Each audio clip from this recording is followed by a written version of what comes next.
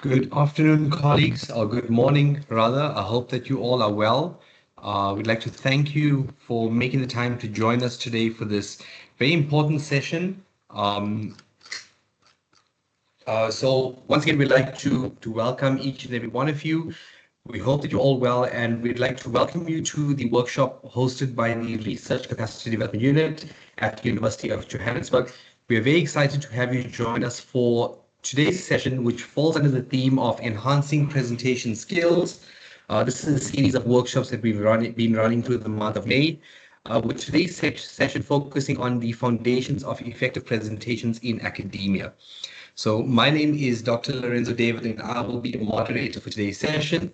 And firstly, I would like to express my gratitude to all of you for taking the time to participate. So before we get on and we are able to introduce our facilitator for today, who's Dr. Madondo, I'd just like to go through a few house rules for the session. So in terms of questions, if you have any questions, I was just trying to see if I was audible. If you have any questions during the presentation, please feel free to either raise your hand or to speak, or alternatively, you can type your question into the chat box and I will ensure that the presenter addresses your query. Just to note that the session is being recorded, and all the recording as well as the presentation slides will be provided and made available to all attendees on our Moodle community, which we will be posted within the next 3 to 5 days. You will notice throughout the session, I will be posting a link to a feedback survey. We kindly ask that you please fill it out to help us assess the workshop's value, as well as provide any suggestions for improvement. Additionally, please, we really encourage you to take a moment to share your appreciation for our facilitators' efforts. In terms of the feedback survey, linking into that, this will also contribute to our facilitator as well as RCD reporting. And by completing the survey, you will ensure that you receive a certificate of attendance through our RCD management system. So once again, we'd like to thank you for being here, and we look forward to a very productive session. And with that, I'd like to introduce today's facilitator. So the facilitator for today's session is Dr. Madondo, Elvis Madondo. And Dr. Madondo is a senior lecturer in the Department of Strategic Communication. He is a published author with over 20 journal articles and 1 book chapter, 2 conference proceedings. He has also presented at 40 international conferences and 2 local conferences. Currently, Dr. Madondo is working on 3 book chapters and additional journal articles, and to date, he has successfully supervised 6 master's students. Dr. Madondo's career and passion for teaching began as a high school teacher for economics and business studies, where he taught for 3 years before pursuing further studies and transitioning into higher education, where he is now and has nearly 8 years of experience. Although his research interests are diverse, his primary focus is on strategic corporate communication. So Dr. Madondo's teaching philosophy is centered on holistic development, aiming to facilitate the growth of well-rounded individuals. A student-centered and participatory learning approach forms the foundation of his teaching methods. So with that, Dr. Madondo, I'd like to take the time to thank you for joining us for today's session. Before I hand over to you, Doc, I'd just like to confirm with you, in terms of questions, would you prefer for questions to be asked throughout the presentation, or would you prefer for us to hold off until the end before we can address the questions? Okay, we can make it more interactive, and we can accommodate some questions during the presentations and some at the end. Okay, perfect. Yeah. Perfect.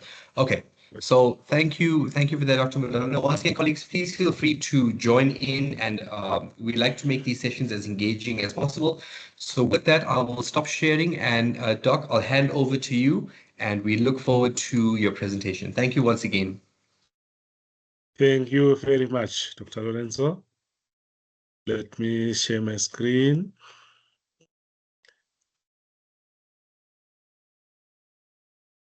Greetings to all participants or colleagues who have joined this session. Thank you for joining. We appreciate your time and effort to join the session. As introduced, I am Dr. Elvis Madondo from the Department of Strategic Communication here at UJ. So we're going to have this session. The main theme here is the foundations of effective presentations in academia. Our session is going to be more interactive.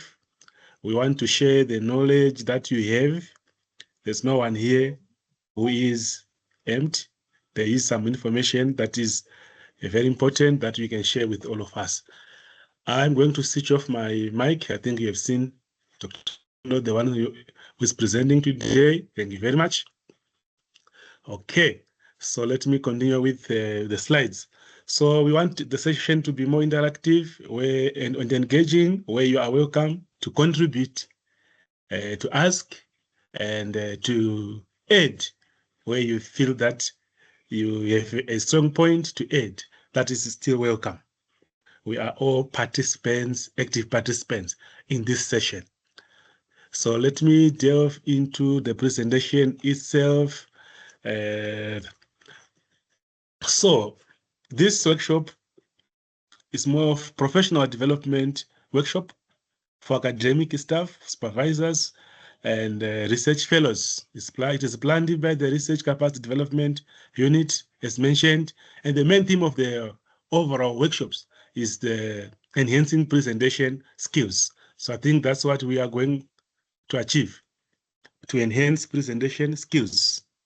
And the sub-theme of today, what we are focusing on today is the foundations of effective presentations in academia. So the foundations or the basics of effective presentations in academia. Thank you. Let me move on to the next slide. So why academic presentations matter? Why does it matter? Number one, academic presentations are not just about sharing information. They're about influence, inspiration, and making an impact. Okay, we influence people, our audience, they get influenced, they get inspired, and we can also make a social impact, even a behavioral impact, simply from that presentation.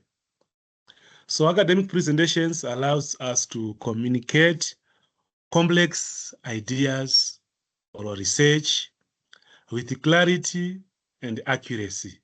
You have to be clear and it has to be accurate. These presentations, academic presentations, they can also allow you to secure funding, build collaborations. For example, if you present at a conference, national or international, you can build some collaborations from there.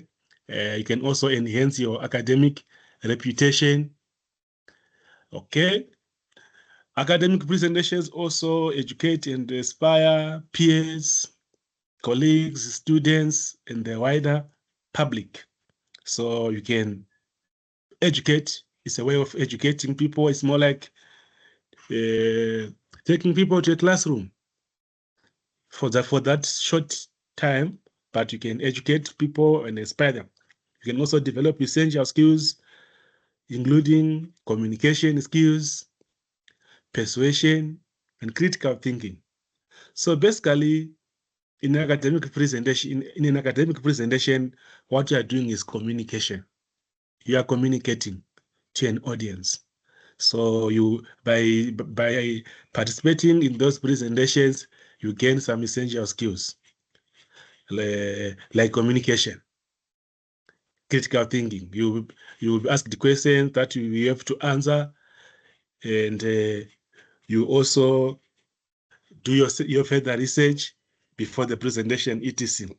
So in a nutshell, effective presentations are a key part of academic success across teaching, research, and public engagement. As academics who are also teachers here, we find ourselves in classrooms teaching. In that teaching, we are presenting. It's part of academic presentation. And we are communicating. There's our audience, which are the students, etc.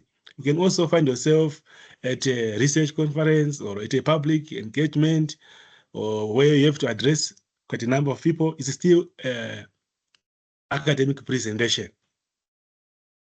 Okay, so this presentation is divided into 3 sections. Let's start 3 sections. Section number 1 looks at planning and preparation. Planning and preparation.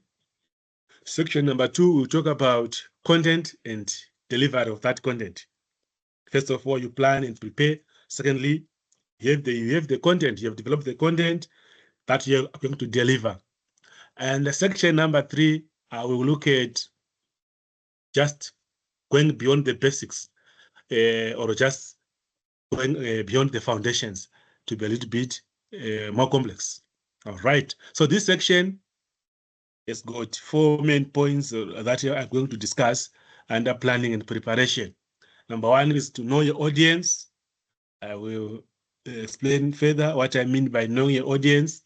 Number 2 is to define your goals. Number 3 is to structure your presentation. And the number 4 is to research and have some visual preparation. So let me move on to talk about knowing your audience. Know your audience. Understanding your audience is the first step, actually. Know who you are presenting to, have some background information about them. Are they students? At what level? Are they academics? Are they emerging or more senior and experienced? Are they industry people? Is it the public? Is it the public engagement? etc. So you have to know who is listening to you, who's going to read that presentation, etc. So consider their disciplinary background, familiarity with the topic, and level of expertise. So it is important so that you can tailor your tone or your terminology and use some relevant examples accordingly. So let's say if it is a non-profit organization which you are presenting to, or they want to know more about fundraising, then you know the relevant examples that appeal to them.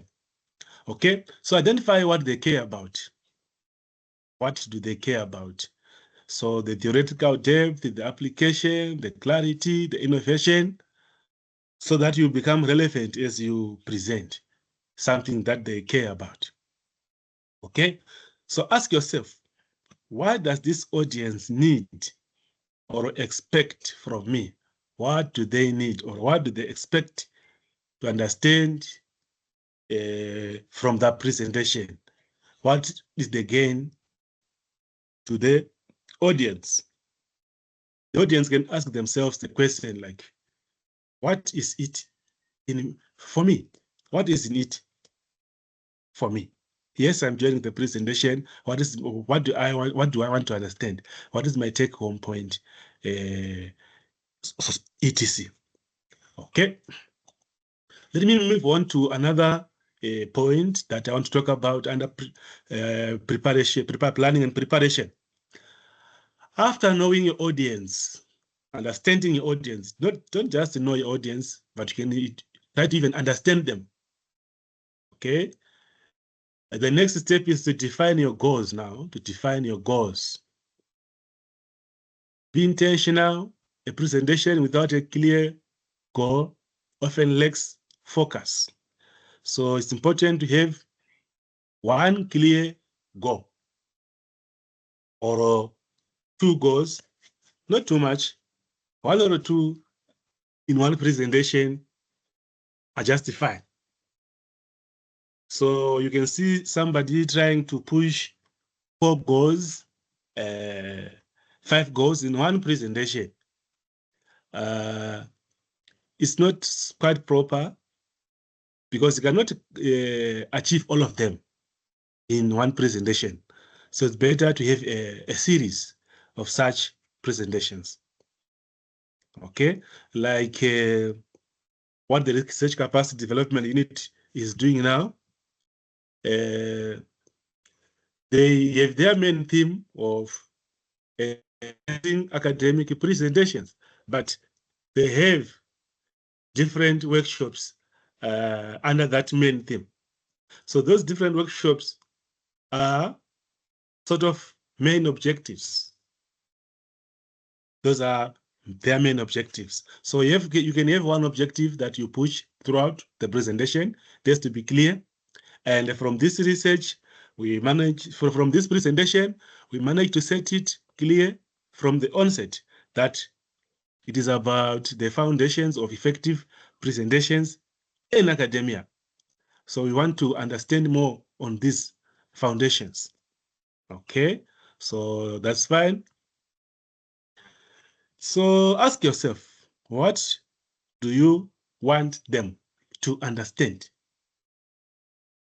What do you want the audience to understand? What do you want them to remember? What do you want them to think or do afterwards? So articulate a clear message that anchors your presentation. Clear message that anchors your presentation, that forms part of your goal. So repeat this message meaningfully throughout the talk. It can now sink more into the minds of the audience, and they can easily follow. Some can join at a different stage. They need to know where you are coming from and where you are going. So that thread can continue throughout the presentation, can be repeated so that you all go on the same page. So another point, that's the third point, under planning and preparation, is now to structure your presentation. Firstly, you have done your audience analysis to try to understand the audience. Secondly, you have set a clear goal. One or two is enough. After that, you can then structure your presentation accordingly. So structure your presentation is what we're talking about now.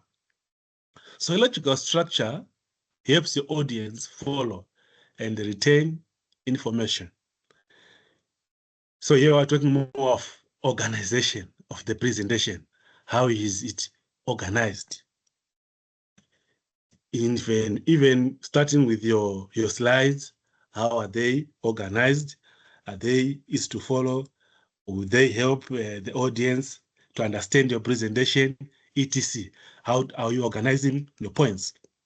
So generally, when we organize points in academia, be it an assignment or a conference presentation, whatever it is, there's an introduction, there's a body, and there's conclusion. So these elements have to be clear. Start with an introduction. So some people, they start with the introduction, and at the end, there's no conclusion. Okay? Or you can make a mistake to just start without a proper introduction where you delve deeper into your points or whatever. There's no clear purpose. There's no clear goal set. There's no a proper scene that has been set. So that's a mistake you can avoid. So let me talk about introduction. Introduction. With the introduction, you set the scene and you state your research question or a problem. If your presentation is about a research, is about something to do with research, you highlight your research question or your research problem. If it has nothing to do with the research, then no need to highlight research questions and problem. You can just go straight to set the scene and make the audience expect more, make them want to continue hearing the presentation, make them feel that this is time well used, you are going to gain something. So that's the importance of introduction. Appetize them, make them want to engage more. So number two is the board of the presentation. So that is the main presentation. That's where the main content is now in the body. So you present the evidence, the methods, the findings, the interpretations. So because it's academic presentation, usually we back claims with evidence. You can give a knowledge claim, but that claim should be backed by some evidence. You can provide some states, you can provide some examples of other research findings on the same topic, etc. And you can also show the methods. How did you go about gathering that evidence to support your knowledge claims? Okay. You can also talk about your findings and interpretation of findings. So providing findings and then interpretation is important because some findings can be ambiguous and some can be complex and some can be prone to diverging interpretations. So it's important to also give your line of interpretation of your findings. Okay, lastly, there's a conclusion. There's a conclusion where you summarize key insights. Highlight implications, and propose some next steps. We see this when we're writing journal articles. In your conclusion, you tend to tell your audience about your key insights from that presentation, or highlight some implications. Sometimes we call it implications for practice, or policy recommendations, etc., and also propose next steps. It's more of a conclusion. So you are summing up what you've been saying. So if somebody was able to listen to the introduction and the conclusion, maybe missed the part where you're presenting the main content or the body, but simply from the introduction then the conclusion, a person can have a clear understanding of what was going on, or what was being presented on, and what are the findings, etc. So introduction, you make the audience expect some level of understanding, and in your conclusion, you must summarize your points to show that, yes, you have done that. So another tip here is to use signposting phrases. Signposting phrases, like what happens when we are driving along the roads. We see so many signs in the roads. Some saying stop, it's a sign. Some saying a sharp curve ahead, slow down, 80 kilometers maximum speed. Those signs are very important for you as the driver to know what to expect and what is coming next. What should you do at that particular time? What is expected, etc. So you can use some phrases that are more signposting. For example, you can say, next, I will discuss this part. Okay? Or this brings us to this part. Or let's now move on to. It makes you move with your audience. You don't have to be too far ahead than your audience, leaving others behind, failing to catch up. You go with them. So you can say, now, this is what I'll discuss, and this brings us to this point, and now let us move on to this section. Like now, we are going to move on to the last section under planning and preparation. So in this section, we're talking about research and visual preparation. Research and visual preparation. So an academic presentation usually involves some research in it. Involve some research, you have to research and also use some visual preparation. Okay, so your slides are your visual support. They are not a script to read from, but they are just there to support. You can read through the slides, but not always, because if you read like you are reading a script, some audience, they are too fast. They can read your slides before you even finish them, the whole slide. So by the time you read through the slide, you can get bored because they've already done that. What they are waiting for now is to hear from you. What are you going to say based on what you have shown them? Okay. So when you make some knowledge claims, use some credible evidence to back your claims. Some evidence, so as I said before, like states, or you cite some authors. It's evidence. Say some authors have done, some researchers have done research and found this and that. It's evidence. So choose some examples and case studies that are relatable and concise. Prioritize clarity in visual aids. Some visual aids do not add value. Yes, they are there, very clear and attractive, but they are too complex, or they need interpretation or explanation. As an example that I came across in this academic journey, you can see somebody writing, let's say it's a thesis, or it's a dissertation. It's a presentation. You are presenting your research to the examiners. Examiner becomes the audience. Okay? Your supervisor and the examiner are your audience. You are writing to them. And also, after passing that stage, you must remember there are also other audience who are going to read the same research, like the students and other academics who also going to use the same research. Okay, so you can see when preparing that dissertation, or somebody can have a graph or a table and assumes that everyone understands this graph.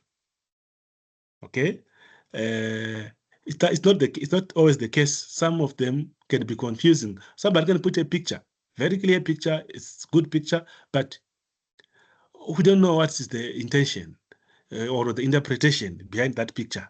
So after that visual aid, you can show some interpretation or description, just a short description, not too much, because a picture can paint 1,000 words.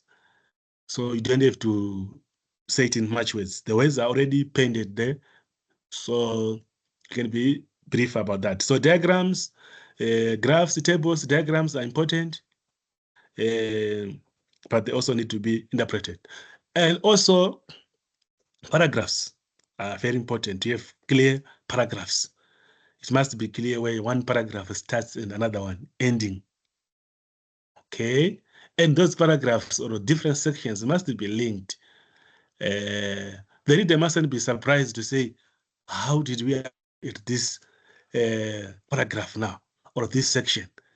How is this linked to the previous section? Okay, so you give some leading statements to the reader to say the next section. You say the next section is going to present the findings, so that the reader can know that, oh, we're done with the methodology part or whatever, another part, we're now moving to another section. So clear paragraphs are important. Limit text per slide. Limit text per slide if you are presenting using slides. If you are presenting using slides, I know I'm giving some examples which have nothing to do with the slides, but examples of other presentations platforms that we come across. But now, if it's a presentation through the form of slides, you have to limit text per slide. The slide doesn't have to look too busy and boring to read through. So, for example, having 6 bullet points is maximum can be enough. You don't have to have too much points to make a paragraph or a slide too busy. Academics are generally lazy in a way. When they see that it's too busy, they don't have time to read. I think even people in general, if you give them a lot of text, which takes a lot of time to go through, they might not even want to attempt reading. But if it's clear, points, text is limited, it's not too much, they can read through easily. So another important point is to use consistent fonts, colors, and layout.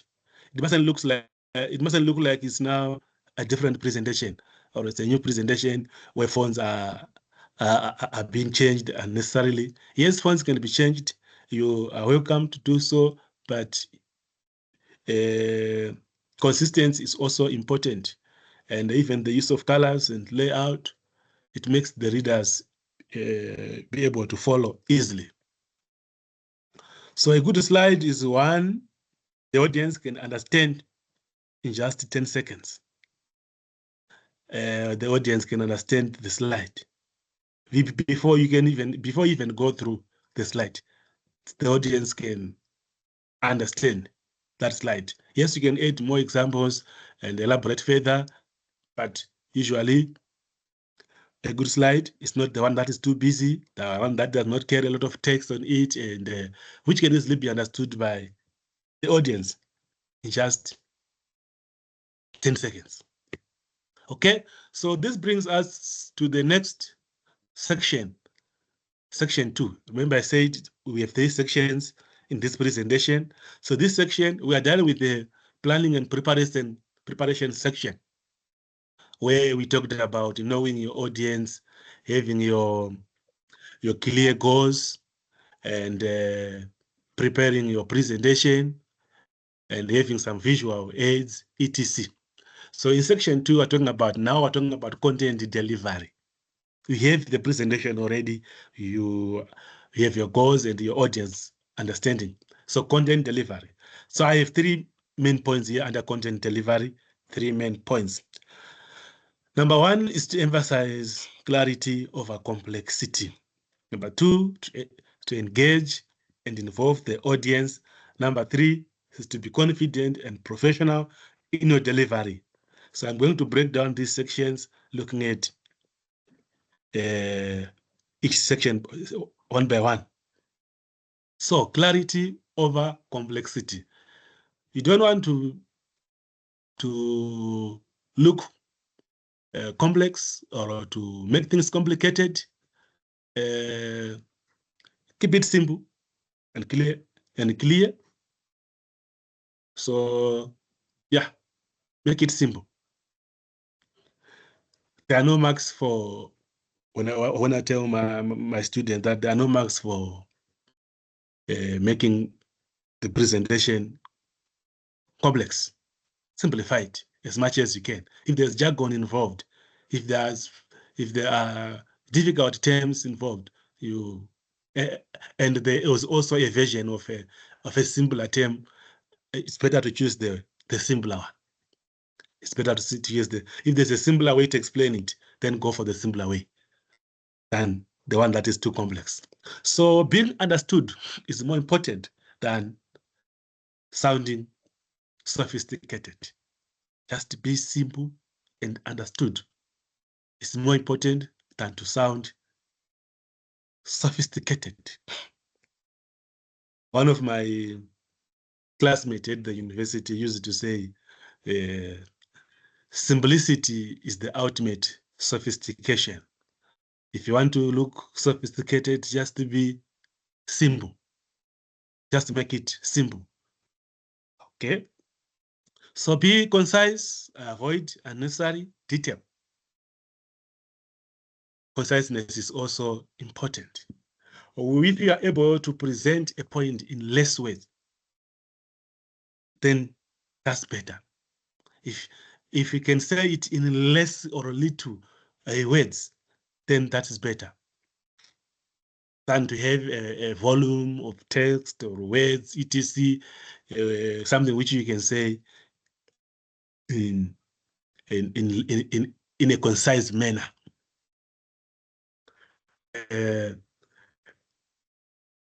In one of the journals that I wrote, the reviewer said, here I think you are saying a lot which is unnecessary. Okay, you could keep this concise. All right, try to keep this section concise. So volume is not always the evidence to show that you've done a thorough work. You can show that even through something that is concise. Okay, another point is to use plain and precise language. Limit acronyms or jargon, or if there are those strong terms, you can define them early. Define those terms early. So words are subject to different interpretations. Okay, so in your presentation, you may need to have a common interpretation or a common meaning of a word with the audience, so you can define some acronyms or some words that you think is a key word but it's challenging to understand. You can define them earlier. Okay.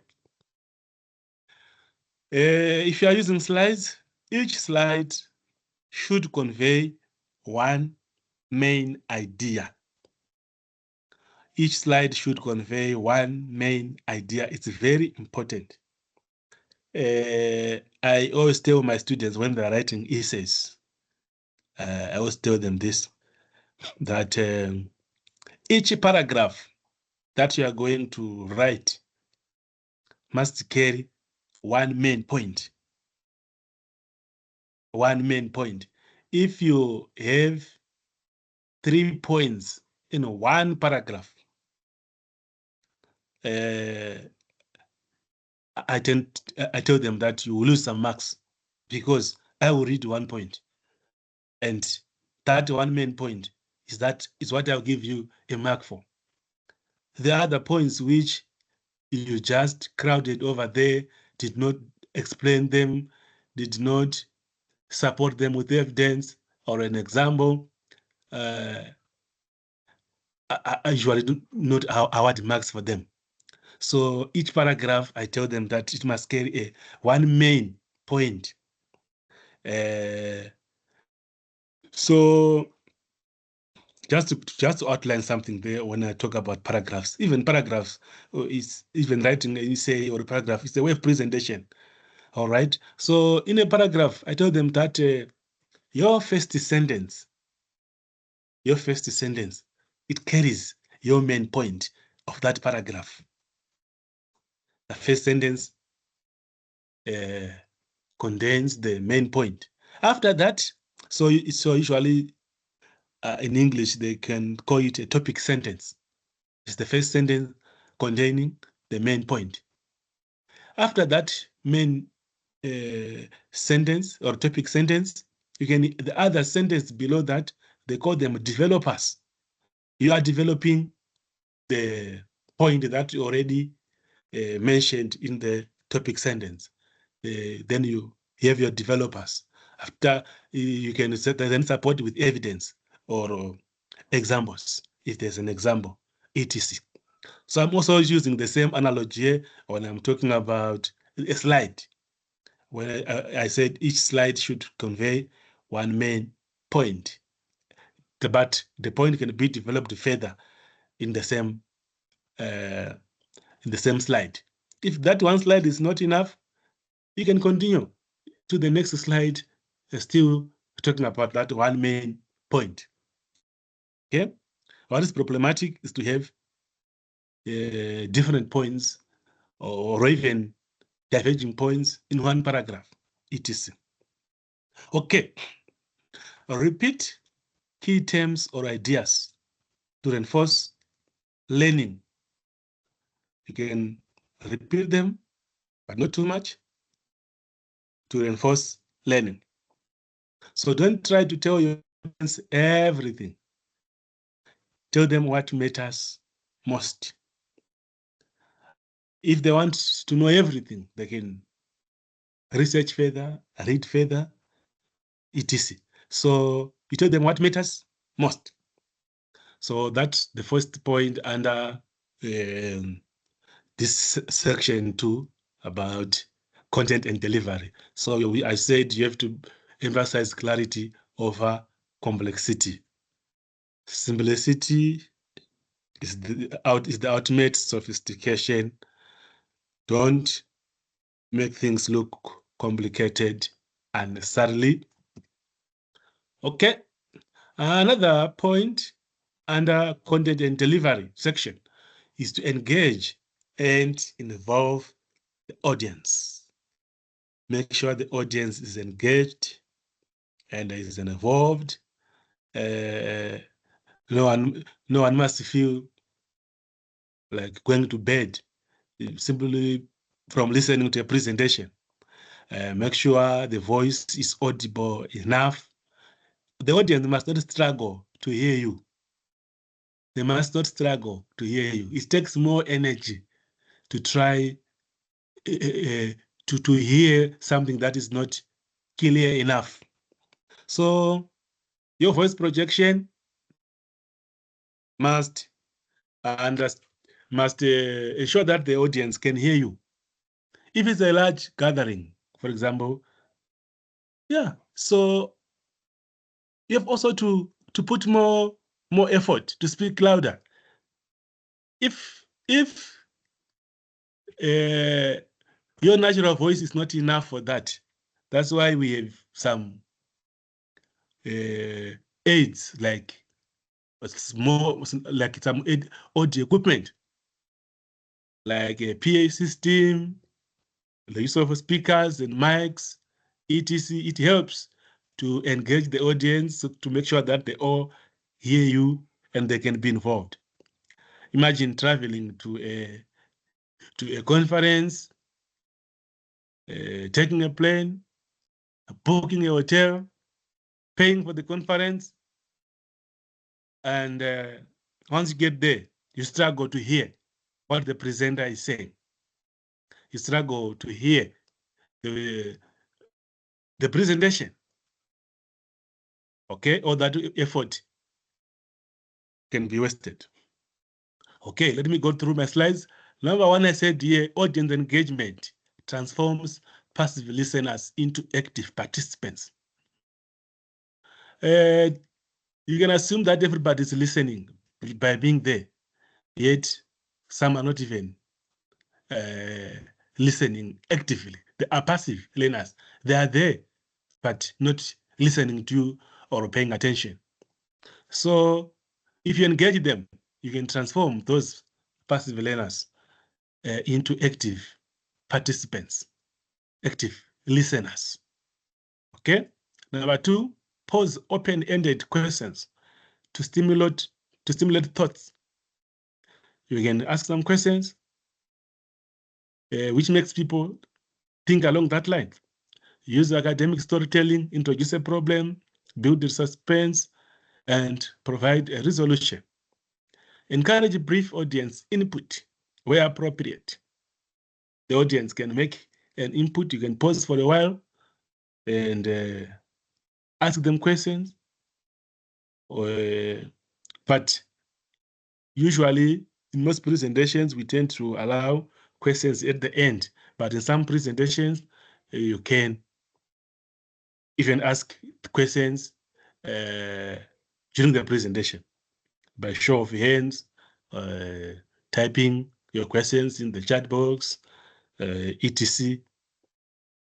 Integrate discipline-specific examples relevant to their study or research.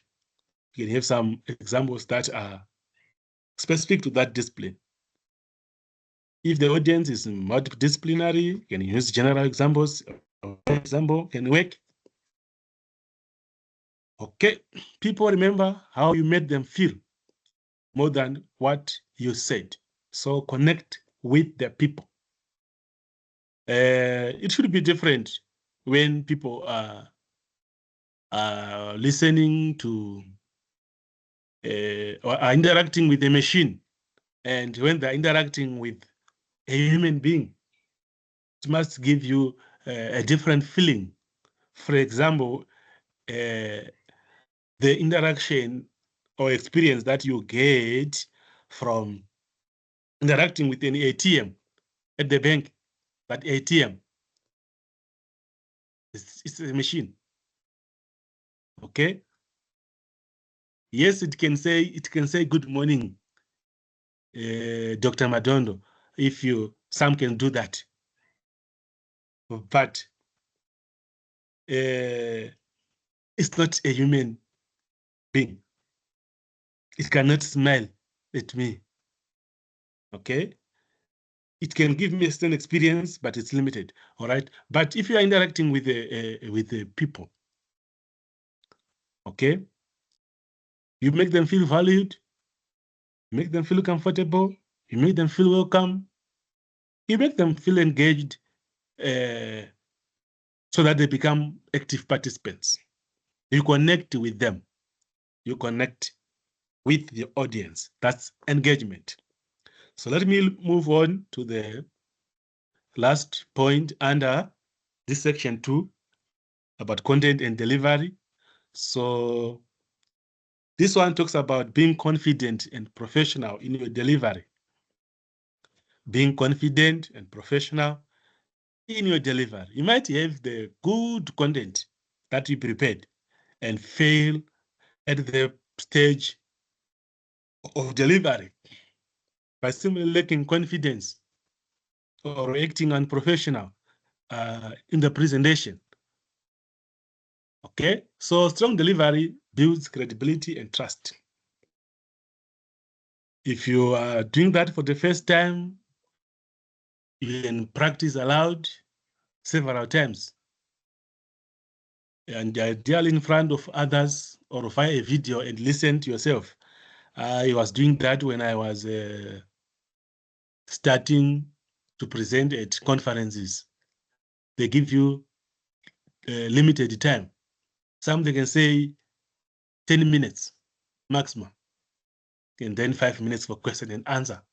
Some they can say 15 minutes for your presentation and 5 more minutes for question and answer. So you don't want to finish your presentation too early. If they said 15 minutes and you finished in 80 minutes, that is not appropriate. You did not match your delivery with the time allocated. Okay.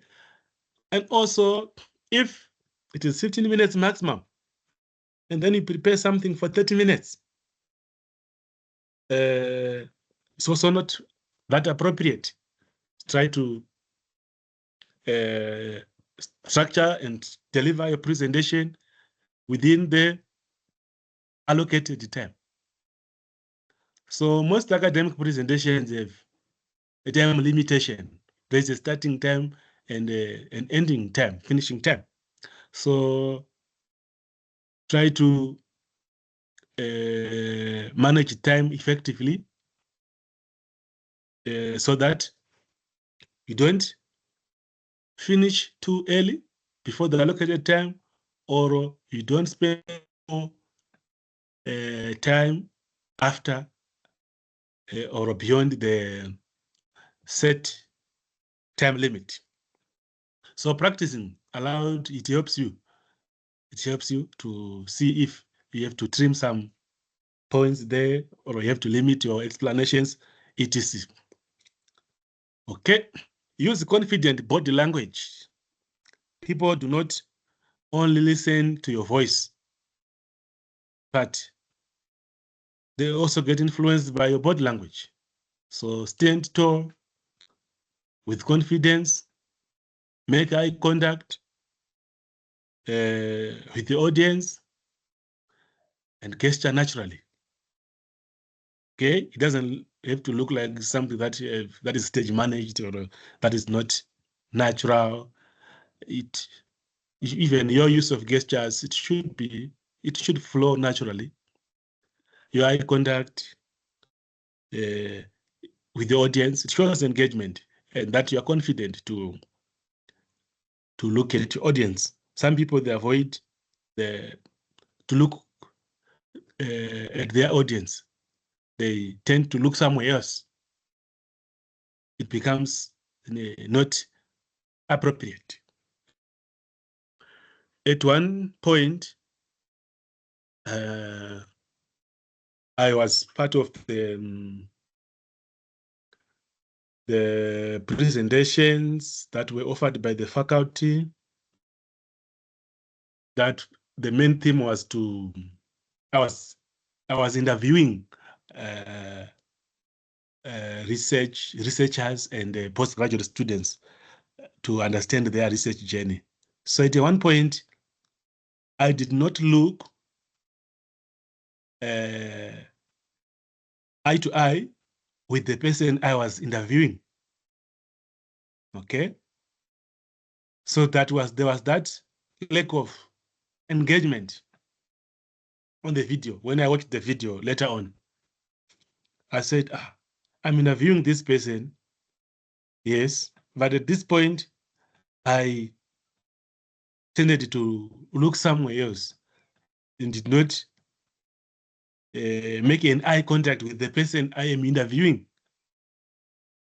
Okay, so after realizing that, I edited that part before the video was posted on the official platform because it lacked that engagement.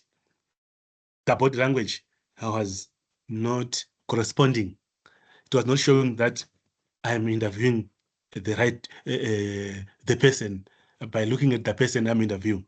Okay, that's just an example. So we tend to use examples also.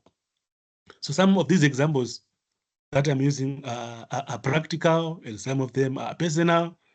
It's part of connecting with the audience. It's part of making this look natural. We are all human beings. At times we make mistakes, so don't be afraid to make a mistake. Never be afraid to make a mistake. It's a learning process. From that mistake, you can learn how to correct it and how to do it different next time. So everybody is prone to making a mistake. Even the most senior or experienced academic can make a mistake. It's human to make a mistake. It's human. It's natural. So there's no superhuman who doesn't make a mistake. So don't lose confidence because you think that, what if I make this mistake? What if I run short of words?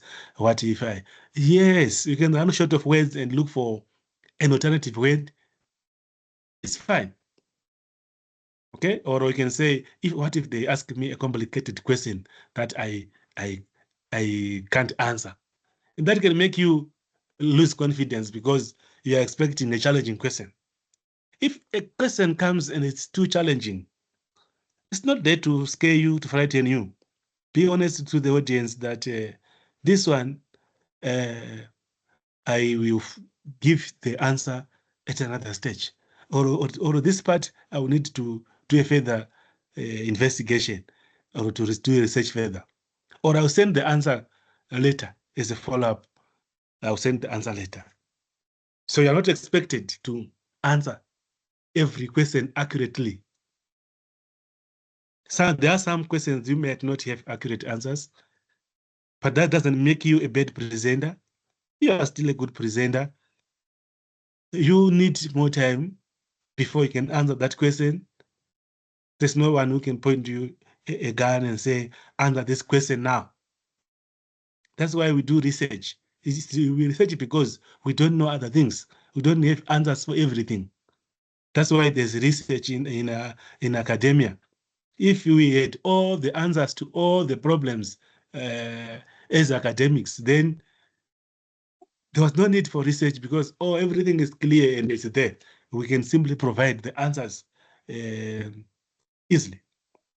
All right, so I'm simply saying be confident in your delivery and be professional. So by you saying this question, I will need more time to do some investigations and provide a better answer.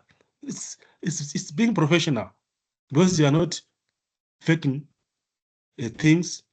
You are not acting like you know it all. I think no one knows it all. No one knows it all. Everybody knows something, but not it all. Okay? So after being confident, speak with clear intonation, varied pace, and appropriate pauses. You can pause where necessary. You can be faster at one point and use a slower pace at other instances, etc. You can adjust accordingly. You can adjust accordingly. Sometimes you speak louder to emphasize, to put emphasis on a certain word. Okay, or you can speak with more vociferously to engage your audience, to make your audience more engaged. Okay, so even your voice, how you speak, can determine how the audience get engaged. If your speaking is too faint, you will lose audience engagement. So avoid to be too faint or unclear. You can check with the audience to say, am I audible? Am I clear? Like now, let me check because I can't see on my screen. Am I clear? Am I audible? Guys, am I clear? Can you hear me clearly? I know. Yes, yes, we can hear you very clearly, and we're able to see your presentation as well. Thank you. Yes, thank you very much. Because you end up presenting to the screen, maybe the network has already cut you off. No, I understand. Okay. No, we can hear you perfectly clear. Thank you. All right, good. So be ready for the question and answer. People are free to ask questions after the presentation or during the presentation, and you can answer them. You can also allow the audience to answer certain questions. Maybe there's somebody in the audience with a better answer. Okay, so you can give the audience a chance to attempt other questions. Okay, if there's no one, then you can proceed. Maybe there's somebody with a better example or a better answer of that question. Okay, so anticipate possible questions and yes responses. Confidence comes from preparation, not personality. There's no one who can say, by my personality, I'm very confident. I'm very confident. But if you have not prepared and you do not have the presentation already structured properly, you can lose that confidence because of lack of preparation. So preparation gives you more confidence to say, yes, I've done some groundwork. This is what I have. So I'm ready. I can go for it. It gives you more confidence. So do your work as well. Do your homework. After your homework, you become more confident. You can do it better. So I think this is the last slide on this section 2. Let me go to section 3. This section 3, I said, going beyond the basics. Yeah, going beyond the basics. Number 1, start strong. Start strong and finish strong. Start strong and finish strong. Don't start strong and finish weaker and tired. Even the voice projection, once you start at a certain pitch, continue until the end, showing that you still have the energy. You still have the energy and you can still carry on. So start strong and finish strong. Let me talk about starting strong. I had the privilege of going to the airport before and taking some flights. So it's always interesting how the plane takes off. It does so confidently and showing that as surely it's able to go into the air. The speed that it starts with, or the speed that it moves on the ground, you can feel that the next step now is to go into the air. That's the takeoff. The next step, if the speed is not that enough, you can see that this one can fail to take off this one. It's not speeding enough. Okay, that's just an example. First impressions set the tone for your entire presentation. First impression. People don't usually forget the first impression, the impression that you give them the first time, the expectation, etc. So it gives them the appetite and the expectation. So to start strong with a captivating or appetizing introduction, it's important. Okay. Number two, open with a story, surprising statistic, or a question, or a quote. You can do that if you have a question to start with, or that's why in research, usually your research question has to be clear. That's the objective, part of the objective.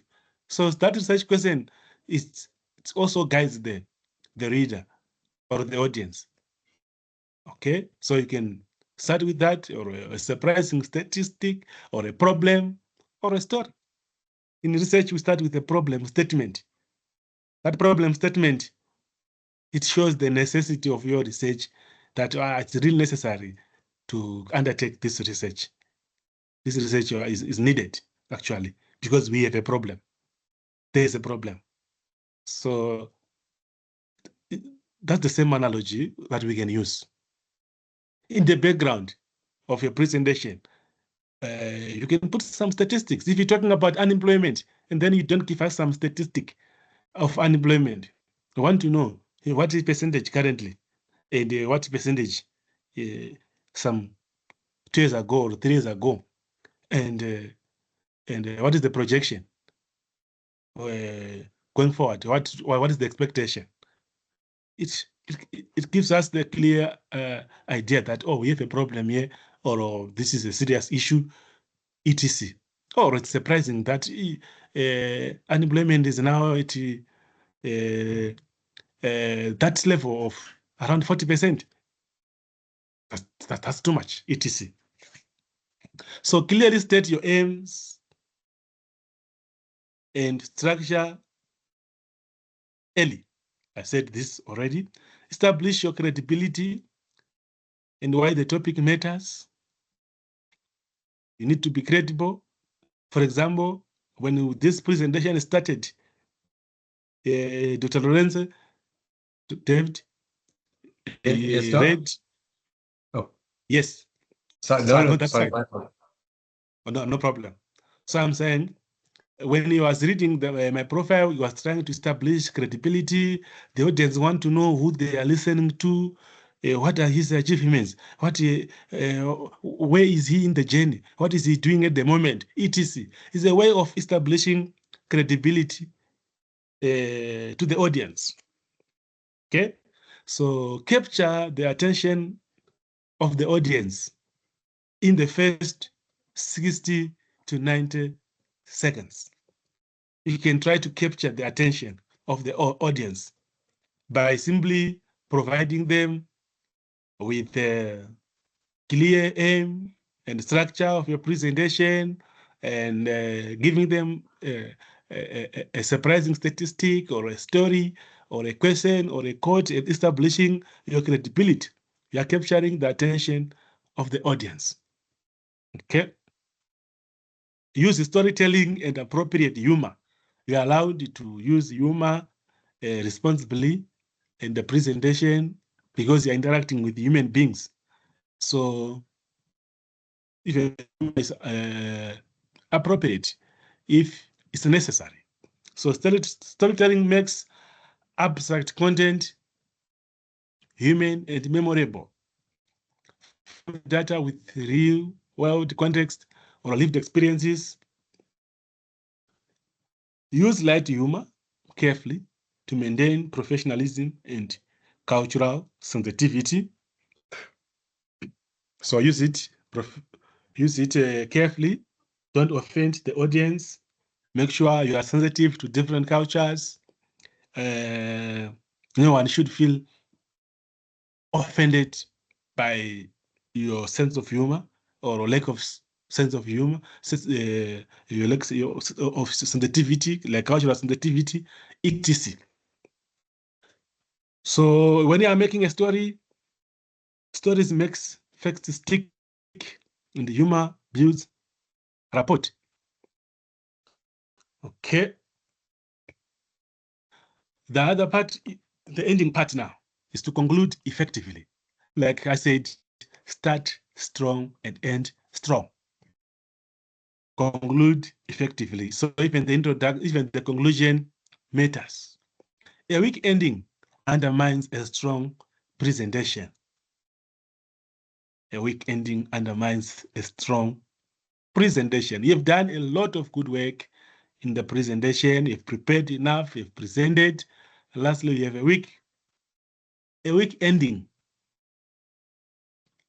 Okay, can I call this a weak landing? If it's an aeroplane traveling, let's say from Johannesburg to Durban, everything was fine from takeoff and from the whole trip. Everything was fine, but the landing now is problematic. Do you think people will enjoy the journey just because the takeoff and the whole trip was fine, even when the landing is not good? Even the landing, I think the landing, people say, oh, this was a nice journey.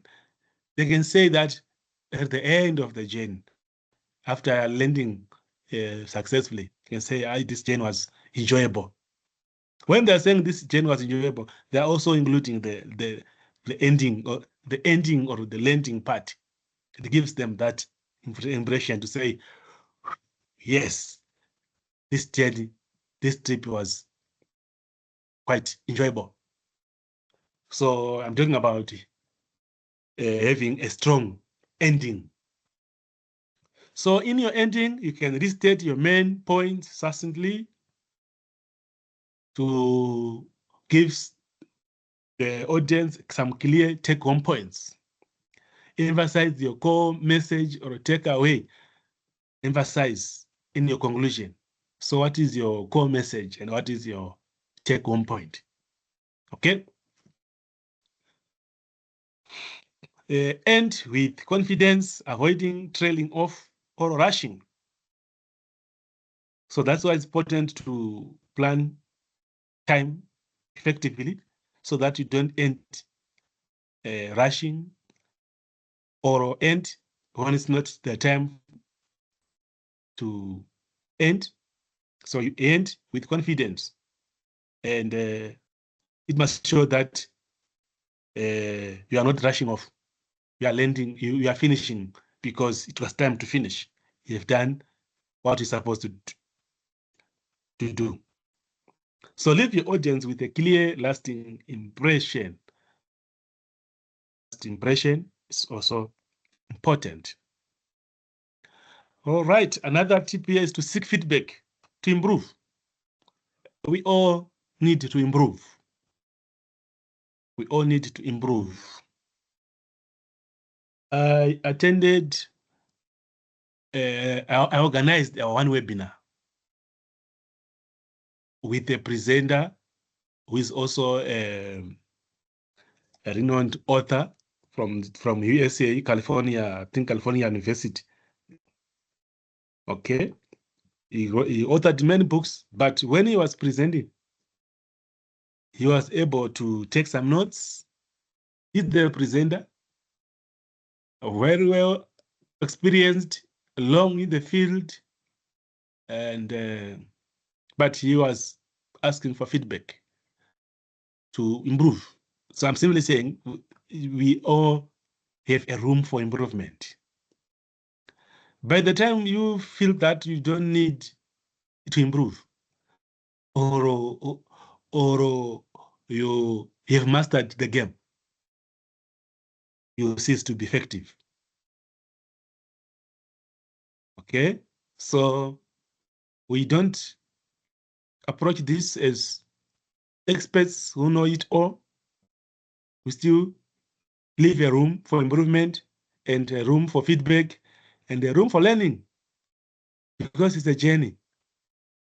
Okay, so even experienced presenters, they refine their skills continuously, especially these days. Technology is changing every now and then. So you may need to match your skills with the technological advancements that are available. If you don't update your skills, you can cease to be effective, because this technology is there to help us in whatever we are doing. So we don't have to avoid using that technology. It's part of improving our skills, like how these slides were prepared. It was not all done manually, and maybe doing it manually was not going to allow me to have these slides in this state. Okay, even PowerPoint is a platform that is available and that was used to design the slides. It is there. So it's important to make use of the technology that is available. If there is a Canvas that can help you, or Python, or whatever it is, or SPSS that can help you to analyze your data or your findings or your points, use it. By avoiding it does not make you better. By avoiding the available technology does not make you more sophisticated. To say, I don't want to use a calculator, I can count it myself. You can take more time counting when the calculator can give you answers in seconds. Okay. So I'm talking about refining skills here. So technology is also included, because it's a skill that you may need to have. All right, ask for honest feedback from peers or supervisors or mentors. Record yourself and review delivery and timing. Reflect on the following points. You can say, okay, in this recording, was I clear? Was I clear enough? So I think people should have time to listen to their recordings. You can have time to listen to your own recording, to reflect on certain points. Was I clear? Was I engaging? Were my visuals effective? Did I engage the audience enough? Did I meet the expectations of the audience? Okay, does this show did some preparation, or it was a rushed work, etc. So growth comes from reflection, not repetition. You can repeat the same task again and again. If you don't reflect, you can repeat the same mistake. So you can have 5 years experience of doing do things wrongly. Okay, 5 years of lacking reflection is more like 5 years of doing something wrongly because you did not reflect and improve. Okay, so growth comes from reflection. So reflection shows that you interrogate yourself, you check how you were presenting, etc. Okay, this takes us to this party of the conclusion, where I will give a summary of key points or key principles. So number 1, I said plan with purpose, craft clear, comparing content, deliver with confidence and authenticity, design visuals that support, not distract, and engage, reflect, and keep improving. So planning is key, and the preparation, planning and preparation. Okay, that was one of our, that was the first section about planning and preparation. Okay, in the planning and preparation, you make sure you have the clear goal or purpose of the presentation. Okay, after that, you develop content. There's content, compelling content. Then deliver the content with confidence and authenticity. Make use of visuals that support and support with some evidence where possible. During the presentations, ensure that you engage with the audience and reflect and keep improving. So effective presentations are built, not improvised. They are built. So this brings us to this part of the presentation where we can talk about having some question and answers. I will start with a question if there's somebody who to answer, or you can answer that question to yourself, or if you want to give us an answer, you can give us the answer. What are your personal challenges and goals when giving academic presentations? And are those challenges answered during this presentation? Or what is your take-home point from this presentation? Did you have something interesting, etc.? You may not give me the answers, but it's just the questions that I'm posing to say, during the presentation, was there something interesting? Was there an area you reflected on yourself and say, oh, I need to improve on this area, or I've been doing this area in this way, so I may need to adjust, or there's a better way of doing it, which was not captured in this presentation. There is a better way of academic presentation or an important part that was not mentioned in this presentation. So those are just some random questions I'm posing. So you invite questions and reflections or personal experiences, etc. You can encourage a short discussion if time allows, etc. So these are some of the tips. But this brings us to a segment of the presentation where we can allow our audience to interact. If they have questions, they can ask. So you can handle that, Dr. David, you can handle that. So question and answer. Thank you very much. Thank you. Sorry to cut you off, Doc, but thank you very much for that presentation. I'm sure many of the colleagues, including myself, I found it very interesting, and I think you've raised quite a few very important points. So I'd like to thank you for the presentation because I've actually learned quite a lot myself as well. Doc, with your permission, can we go back to the last slide in terms of the questions that you posed to the audience? And then while we're waiting for members of the audience, if anyone would like to contribute, or if you have any any questions for Dr. Madondo, please feel free to, this is the opportunity to ask your questions and hopefully have some discussion around that.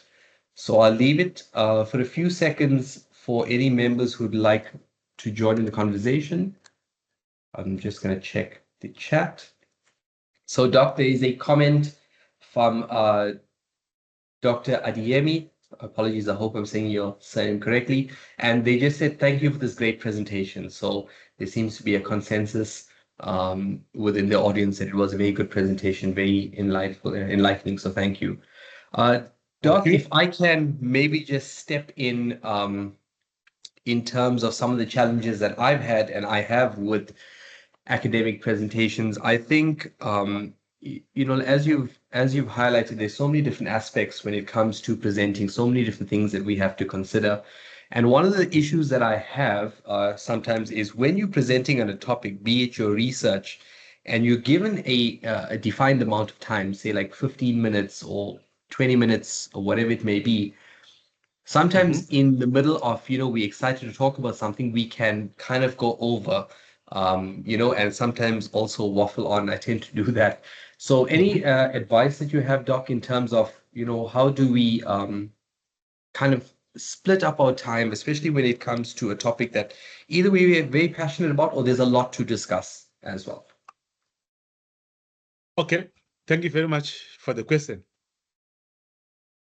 So you mentioned about a topic maybe that we are passionate about, and we end up talking a lot during the presentation. So the tip there, I think, is that you are passionate about the topic, but you don't have to tell the audience everything about the topic. You focus on the main points that you want to outline on that day. So you remain aligned constructively to your objective of the presentation of that day or that topic, and you don't have to say everything, but you say what is most important, and you can leave the rest for the audience for their own further research, and you can give them as a food of as a homework to deal with that. So yeah, I think that's important.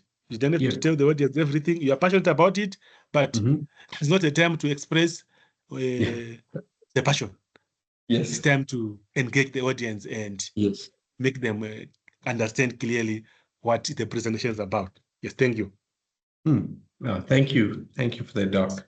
Yes. So I don't want to take up all of the time. So once again, please, colleagues, if there's anything anyone would like to add in to the conversation, please feel free to either raise your hand or alternatively, you can type any questions that you may have for Dr. Madondo in the chat box.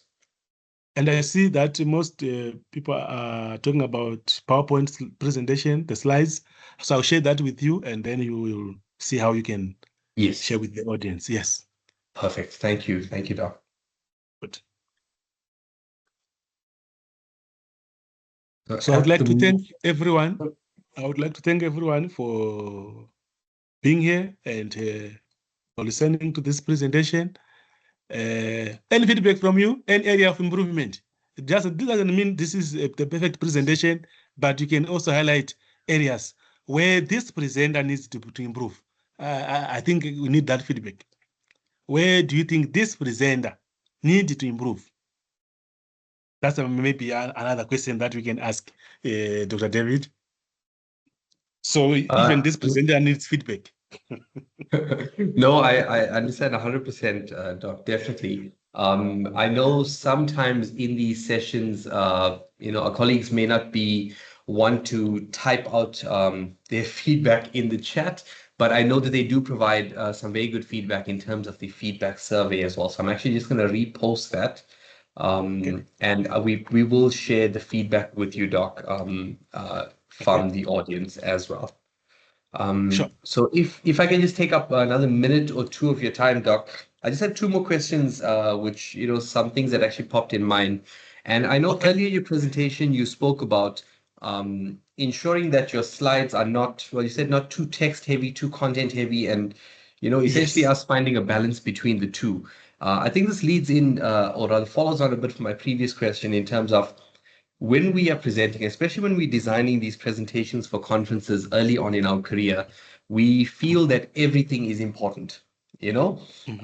Yes. So how did you transition from, like say early on in your career when you were presenting to now being able to identify, you know what, for this specific topic at this conference, these are the key points that I need to actually discuss. How did you go about refine? Is this something through experience, or is there some sort of techniques that you use as well in terms of being able to, shall we say, streamline our presentations? Okay. Thank you very much for that question, Doc. Yeah, I mentioned the point where I said, don't make the slide look too busy by putting a lot of text on it. And I said you can limit the text to about 6 bullet points is enough. If you go to 10, 12 bullet points, yeah, it's good, but the slide looks busy and difficult to follow. The audience cannot understand the slide easily. So it's important to focus on what is important. As I said, a slide can have one main point. It's another way of avoiding the slide to be too busy or having a lot of text in it, allowing a slide to have one main point which is further developed. Once you include different points in the paragraph, in the slide, they will all need some development, some further explanations. So by doing that, it's getting crowded.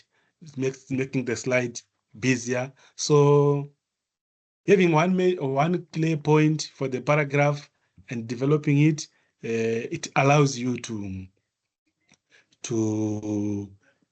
make the slide easier to follow and not too busy, etc. So like you said, how I transitioned to be able to understand that, actually I can say it's through repeating the exercises, the presentations, and also through looking at others when they're presenting. At my first time attending academic conferences, I did not attend with my supervisor or my mentor. It was myself making my own presentation and going to present. So I was able to adjust when I go to the presentation conference, to the conference to present, looking at others who are more senior and who are very good, and so you can see, oh, this one is doing it this way. Oh, this one did not follow the conventional structure that we always follow, but did this in a unique way that is different, but managed to express the same points. So it's about also learning from others, looking at what others are doing, and adjusting accordingly, and also reflecting to say, okay, I did this presentation, but I did not manage to complete in time. Okay, it's fine for this time. I could not manage my time well, but for the next presentation opportunity, I now know that I trailed here and there. So next time I will do a BCD. So it's through that exposure and learning from others, looking at how others are doing it. Yes. Thank you. Thank you. Thank you for that, Doc. Sure. So, colleagues, I will leave a few more minutes, or rather minute, remaining. I don't want to take up too much of your time, as well as that of Dr. Madono. So if you have any questions, please feel free to pop it in the chat. We really would like to engage with you a bit more. And Doc, if I can ask one, I'm sorry to trouble you, but just one last question. Something that I've been actually quite curious about is that, so when presenting at conferences previously, I've generally attended, they've been smaller conferences, but when I look at some of the conferences now that we hope to attend, the numbers are much greater. And obviously, if we're doing an oral presentation, we are going to be presenting to sometimes hundreds of people. So in that regard, any tips in terms of, giving an oral presentation, maintaining your calm, especially when you're presenting to a room, say, of like 100 people plus? Any words of wisdom or guidance that you can offer us in terms of that? Yes, okay. Thank you for that. Let me start with a story. Remember, I mentioned something about storytelling. So Yes. in 2023, my master's student was presenting at an international conference in Yeah. Thailand. Mm-hmm. So at that international, I managed to work with my student, prepare the slides, and do everything. In Mm-hmm. that conference, it was attended by people from over 16 countries, including from Harvard University, universities in Africa, everywhere. And that student got the overall best presenter award. Oh. Her name was Zizi Ponokazo. Unfortunately, she passed on somewhere last year. She passed on, but she got the overall best presenter award. And the university, by that time I was at the Durban University of Technology. So the university put that story on their website and in 3 different newspapers that the student was the best overall presenter. So they were excited about it. All right, back to answering the question now. Yeah. Okay, so there is a bigger audience and it's quite diverse. That is Yeah. fine. It is not a problem. Yeah. So to the presenter, you mustn't feel that the audience is now bigger than what is necessary. It's just Yeah. the number of people that have increased. But your presentation, if, it's still what it is, even when you are presenting to 20 people. Yeah. So the bigger number mustn't make you lose confidence to say the numbers have increased. Mm-hmm. Yes, it's fine. It doesn't make you change a lot of things from your presentation because Yeah. it can appeal to all of them equally. That same presentation can appeal to because there's something in common about all of them. They are academics. So Yes. there's something in common. So Mhm. it's not, they're not too diverging Yeah. because they might be diverging that like they're from one country, another Mhm. cultural background. But Yeah. especially in research is universal and there's there are common practices everywhere. Yeah. So it's just bigger numbers, but the same processes, the same research, and the same profile. Those Yeah. people, they share a common profile basically, and a certain level of understanding. They they are at a higher level, at a certain level of understanding or comprehending certain terms, etc. So it doesn't give a huge difference Mhm. because of the commonality or some common Mhm. traits among the audience. So don't feel that it's now a big audience. It's big, but it's homogeneous. Let me answer it that way. Yeah. It's a big Mm. audience, but it's Yeah. homogeneous. So the Mm. same way of presentation can appeal to all of them in a more or less the same manner. Yes, thank you. Yeah. Oh, thank you for that. I really like that point in terms of when we go to and it's something that I took off from that is when we go to a presentation or a conference, sometimes I tend to forget that, yes, we are all researchers. We generally are from universities and the way of approaching it should be similar. So no, thank you for that, Doc. I really Yes, appreciate your guidance on that. sure. So, Yes. colleagues, if there are no more questions or if there are any other questions, please feel free to type it in the chat box, or once again, you can unmute your mic and share. But if there is no more questions, we'll give it a few more seconds. Doc, with your permission, then maybe we can end the session, if that's Yes, okay. thank you very much. That's all. Thank you for organizing this. You're very welcome, Doc. Thank you for accepting the invite and for the presentation. I think we all really enjoyed it. And yeah, once you share those slides with us, then I will make it available to all of the attendees as well. Sure, that's perfect. Perfect.